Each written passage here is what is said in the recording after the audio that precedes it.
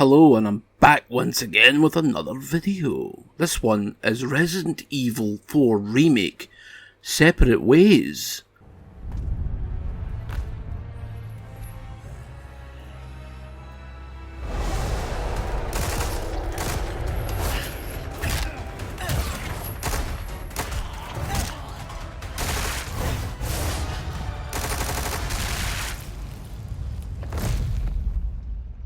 It just released about a week ago, and I thought, you know what, $7.99, I'm going to pick it up and play the damn thing. And here is what I actually think. Now, it is just a DLC, so don't go thinking it's another 15-hour campaign. You'll get about 45 hours out of it. I am currently somehow sitting on 10, but that's probably because I fell asleep a couple of times.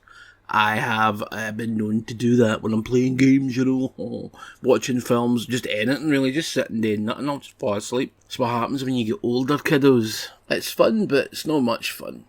Especially when you want, you know, to use your day off and you end up farting it up a wall, you know. So anyway, in this DLC, you go Ada Wong, and Wesker's back in it.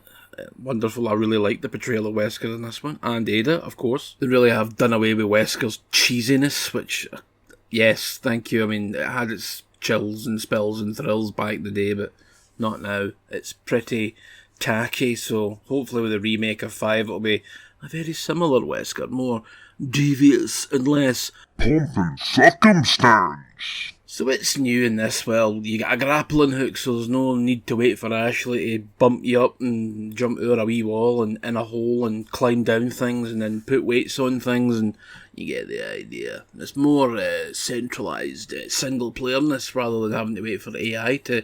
Well, actually, I didn't think the AI was all that bad. I thought it was pretty good, actually, all things considered. You've got a wee lovely investigative tool where you see footprints and you can follow them. Brilliant. And you get a crossbow, like Daryl Dixon. What is it with the crossbows and women in these Resident Evil games? That's another one. That's Claire and Ada.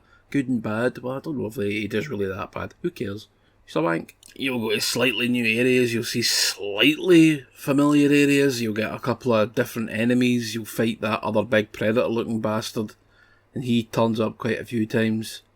You get like sort of like hallucinatory dream sequence parts when you're fighting the Black Robe.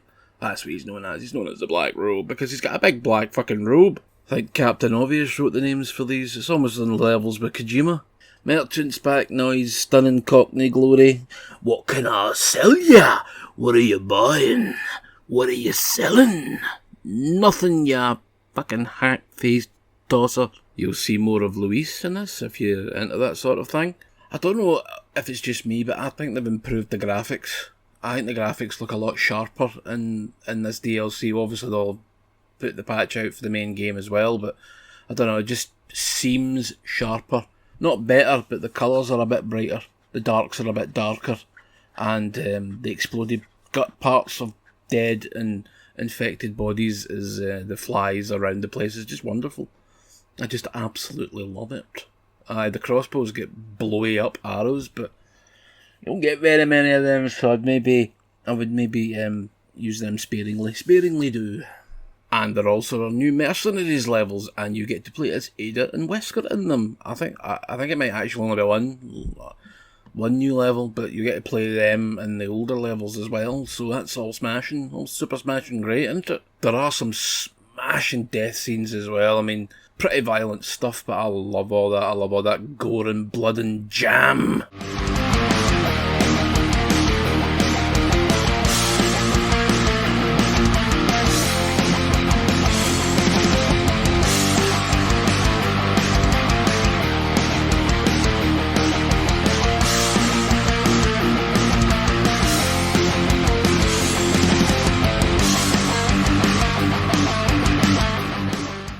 So I do recommend this. It is wonderfully fun. It is cheap as chips, and you'll probably want to play it more than once because there's new Game Plus modes and all that with Resident Evil 4. So get it bought and get it played and have fun this Halloween.